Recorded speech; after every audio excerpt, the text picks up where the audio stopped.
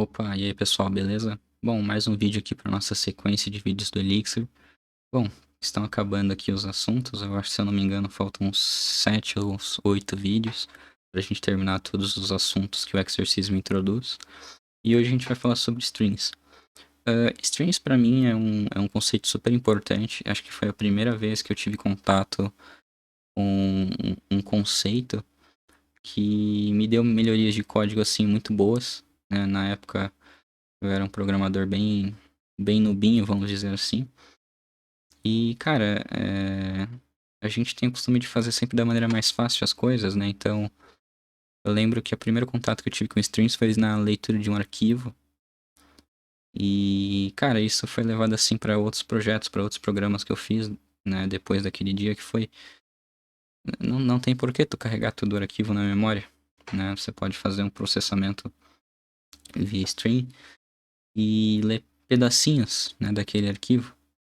E isso ficou, tipo, muito martelado na minha cabeça de que, cara, é um baita conceito interessante. E hoje, né, a gente vai ver que não necessariamente strings só servem para ler arquivos. A gente consegue gerar, por exemplo, sequências infinitas, né, e pegar parte dessas sequências infinitas. Então é bem interessante. A gente vai ver isso na resolução do, da sequência de números Lucas.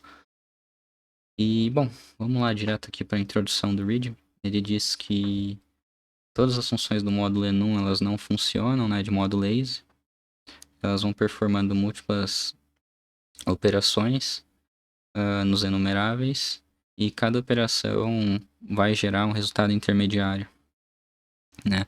Bom, isso não é uma coisa muito boa, né, quando a gente está pensando em uso de memória, por exemplo, porque, bom, imagine que você tem uma lista aqui, sei lá, cara, 1, 2, 3, e essa lista cresce indefinidamente, a gente não sabe o tamanho. E eu passo para cá, no enum map, por exemplo, e aqui eu vou utilizar a função de soma, né, e vou passar aqui para dentro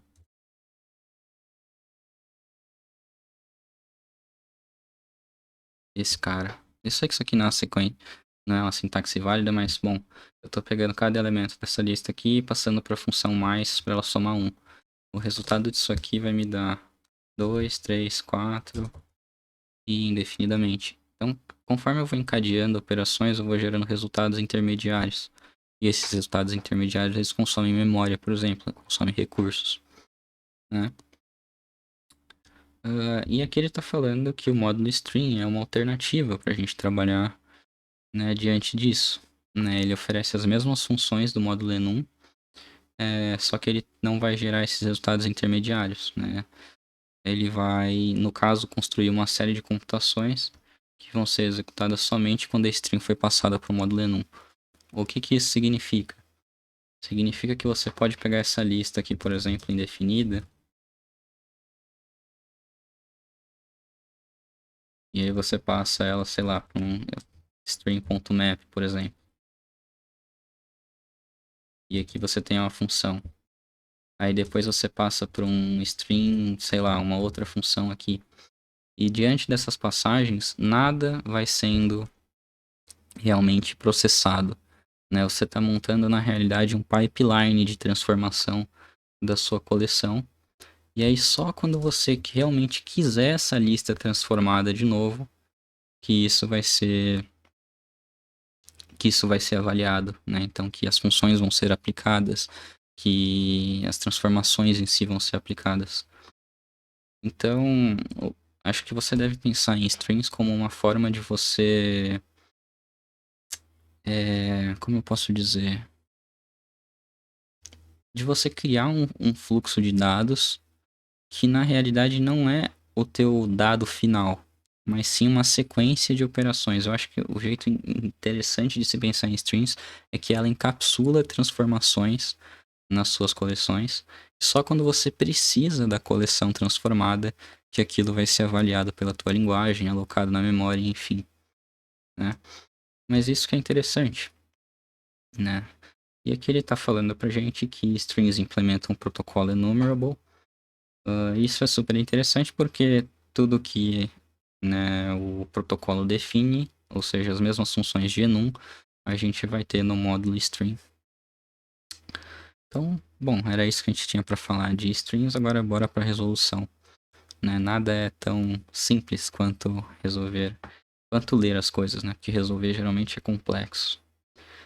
Então aqui ele vai dar as instruções pra gente, ele diz que a gente é um fã lá desse canal no YouTube, e que lá a gente viu essa sequência de números Lucas, que é basicamente a sequência de Fibonacci, vamos dizer assim, e que a gente está querendo criar uma função e a gente vai utilizar lazy evaluation. Né? Bom, se a gente vai usar lazy evaluation, a gente vai ter que utilizar o módulo string para isso, né? Para gerar essa coleção. E ele diz que a gente vai gerar quantos números a gente quiser, no caso, né?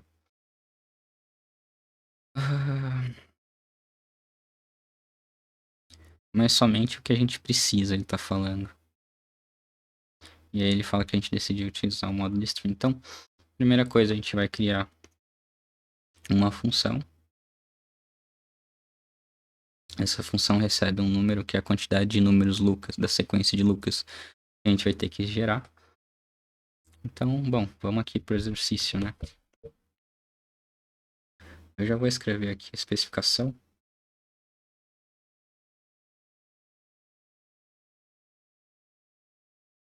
Generate, a gente sabe que isso aqui vai receber um inteiro.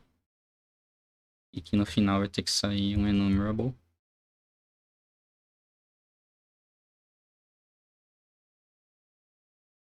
Então vamos lá.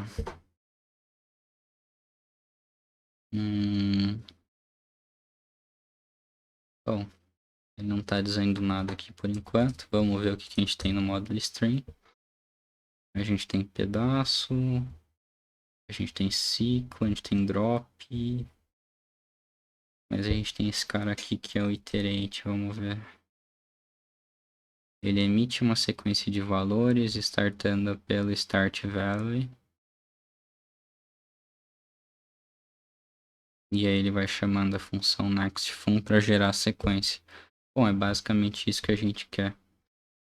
Aqui ele está dizendo, né, aqui na descrição do módulo, eu acabei não lendo, mas que local numbers são uma sequência infinita e esses números são construídos progressivamente com uma correlação forte entre o Golden Ratio, que é a constante áurea, ou... acho que o nome é constante áurea, se eu não me engano. Então, por exemplo, ele pega esse número 2, soma com o adiante dele e gera o 3. Aí ele pega o 1, soma com 3 e gera o 4.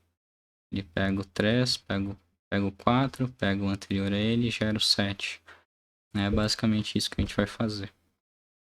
Então, como eu sempre vou precisar dos dois, e eu vou precisar de um par de número, eu vou iniciar a sequência com o 2, 1. E agora a gente vai construir a nossa função.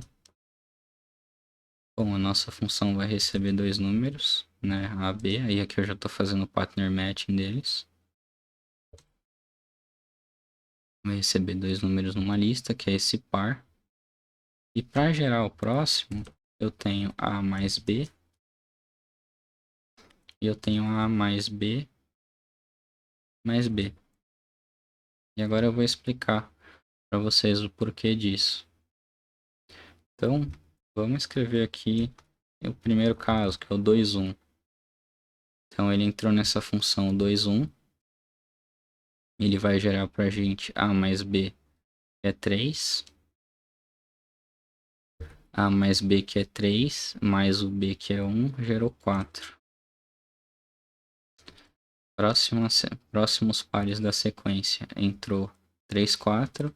Ele vai fazer A mais B, 7. A mais B, 7, mais B, que é 4, 11. Então perceba, a gente sempre vai gerando os pares, né, da sequência de Lucas. Então, isso aqui gera pra gente uma sequência infinita, o string, né? Agora a gente vai ter que fazer um outro tratamento de dados, que é o flat map. Porque o que esse string vai me gerar, se eu pedisse para ele, aliás, eu já vou até usar o EX para ajudar a gente. Então lembrem que quando a gente quiser pegar a lista, né, uma parte da sequência, a gente utiliza o módulo enum. Aqui eu vou utilizar o take e vou utilizar o count. O que ele vai fazer? Ele vai pegar dessa sequência infinita a quantidade de números que eu passei aqui para nossa função. Então vamos aqui abrir o EX -s mix. Isso aqui é só para vocês verem o que está acontecendo naquela função lá. Talvez tenha ficado um pouco estranho. Eu vou pedir para ele gerar, né, somente um número da sequência. Perceba, ele gerou 2. Ele gerou 2 e 1. Agora se eu pedir dois números da sequência, ele gera 4 para mim. E é esse aqui que é o problema. A nossa sequência está calculando os pares, né? O anterior e o sucessor, o anterior e o sucessor. O que a gente vai fazer aqui é um tratamento com string.letMap. E a gente vai utilizar o list.flatten. Agora vocês vão ver o que vai acontecer. Se eu chamar Lucas Number Generate 1, ele vai gerar só o primeiro número. Se eu pedir 2, ele gera o primeiro e o segundo. Se eu pedir 3, então ele vai desconstruir essa lista, pegar esses dois caras e colocar numa lista. Pegar os outros dois caras e colocar na mesma lista. Né? Ele vai desconstruindo. A gente teria, nesse caso, vocês viram, uma matriz. Ele desconstrói essa matriz para gerar uma lista só. Por isso que é flat. Ele gera uma estrutura flatten. Bom, vamos ver. Primeira tarefa a gente acabou de concluir. Vamos criar... ele falou pra gente gerar dois casos base aqui, mas a gente não precisa disso. Depois ele pede pra gente gerar o caso geral. A gente também não precisa. Mas aqui a gente precisa, que é a tarefa 3. Que é... A gente está utilizando uma função que pode ter problemas com parâmetros irregulares. E a gente precisa utilizar um guard clause para ter certeza que é um inteiro e é um inteiro positivo. Então vamos criar aqui um guard, é o isInteger, passando o count, e o count tem que ser maior ou igual a 1. Certo, fizemos o tratamento de erro. E aqui ele está dizendo que a gente tem que criar uma função, né, com uma outra assinatura, vamos dizer assim, que é, olha, se eu receber alguma coisa que não demete com esse guard, ou seja, não seja um inteiro, e por não ser um inteiro, ou sendo um inteiro, se ele for menor que 1, eu devo estourar uma exceção aqui, que é a argument error, deixa eu ver, argument error, eu tenho que passar essa mensagem aqui, que é o count must be specified, ele tem que ser um inteiro maior ou igual a 1. Então, beleza.